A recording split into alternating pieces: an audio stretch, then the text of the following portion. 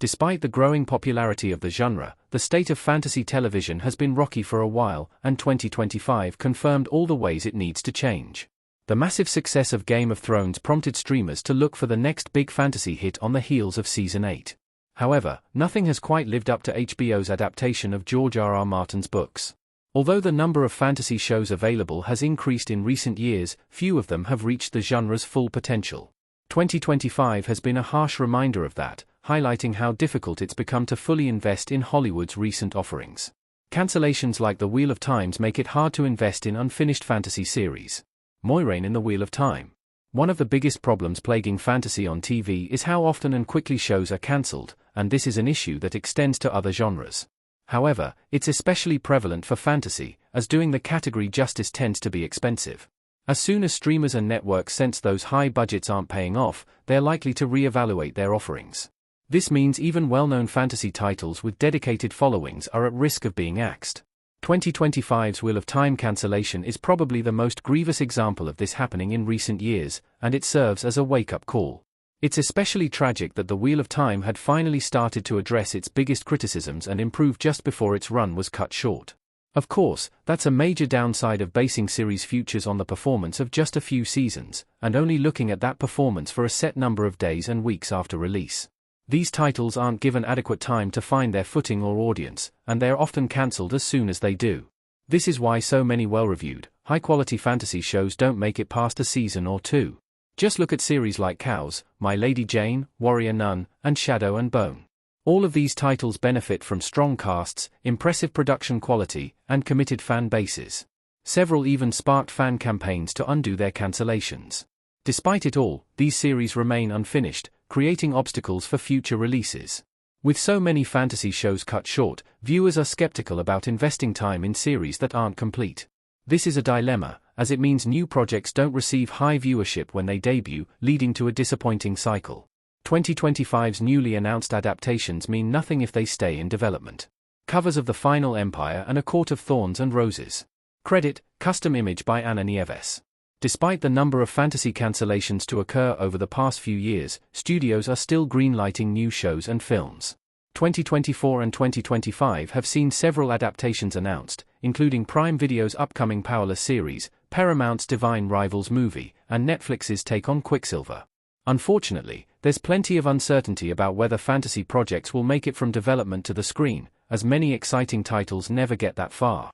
Countless fantasy and romantasy adaptations have been announced over the past decade, with many of them winding up stuck in development hell. 2024 proved particularly disappointing on that front, with Brandon Sanderson revealing the long-awaited Mistborn movie was back to square one, and news breaking that Hulu's ACOTAR show was no longer happening. These are big examples of abandoned projects, but the status of Disney's Eragon series, the planned Legendborn show, and other YA fantasy adaptations remain up in the air. There's been plenty of talk about Prime Video's Fourth Wing show in 2025, but the year has brought minimal updates when it comes to casting or release plans. It seems like HBO Max's Harry Potter remake is one of the few new fantasy series to make speedy progress, but that's no surprise, since it's based on a proven IP. Otherwise, Hollywood's reluctance to prioritize fantasy contributes to viewers' skepticism. It's hard to get excited about the genre, even when big announcements happen. And shows that do successfully make it to the screen aren't devoid of problems, either. Streaming's long waits and release models are hurting the genre's biggest shows. Even with all the challenges facing fantasy television in the 2020s, several titles are still finding success. But even the genre's biggest hits have their own problems, mostly because of streaming's approach to TV. A huge complaint of the streaming era is that series take too long to release new seasons, and I'd argue this is one thing preventing the next Game of Thrones from emerging. Part of what made Game of Thrones a mainstream hit was its ability to fuel water-cooler conversations, and its regular release schedule kept that going. Other big fantasy titles, like Buffy the Vampire Slayer, Supernatural, and The Vampire Diaries, all benefited from consistent releases. Now that viewers are waiting years between seasons, interest is waning. House of the Dragon, The Rings of Power, and The Witcher all take about 2 years between seasons, and when new outings arrive, they're not even 10 episodes long. This was a huge criticism of House of the Dragon Season 2. And putting aside the show's other issues, it's at least partly responsible for The Witcher season for getting such little fanfare. Stranger Things and Wednesday have also gotten backlash because of the gaps between seasons, with Wednesday Season 2 seeing a sharp viewership decline, likely due to lost interest. Netflix's dubious split-release model isn't helping, as it causes people to wait before returning to their favorite shows and risks them forgetting entirely. There's still hope for fantasy on TV, but change is desperately needed. Fantasy television has been a mixed bag lately, but there's still hope for the genre, assuming Hollywood is willing to address the biggest problems it faces. Rebuilding trust with viewers is part of that, and it would behoove streaming services and networks to develop better long-term plans for fantasy titles. Ideally, this would mean grappling with budgetary challenges so that speedy cancellations aren't needed if a show doesn't blow up right away. Greenlighting a few seasons at once would make audiences more secure when starting new series. Disney Plus has the right idea with Percy Jackson and the Olympians, which is already confirmed for Season 3.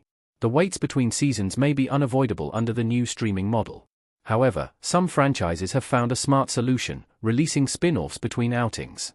The Boys and the Legend of Vox Machina are staying front of mind with this approach, and A Knight of the Seven Kingdoms could have done this for Game of Thrones had it not been delayed. Being more cognizant of viewer wants and expectations could also help, as some of the biggest complaints about recent fantasy titles, from The Wheel of Time, to The Witcher, to The Rings of Power, have to do with diverging from the source material and making unpopular choices. Additionally, smaller titles, like My Lady Jane and Warrior Nun, deserve better marketing. Viewers often don't realize new seasons are available until they've underperformed in their first week, setting them up for failure. Instead of pouring funds into massive special effects budgets, studios could shift their focus here.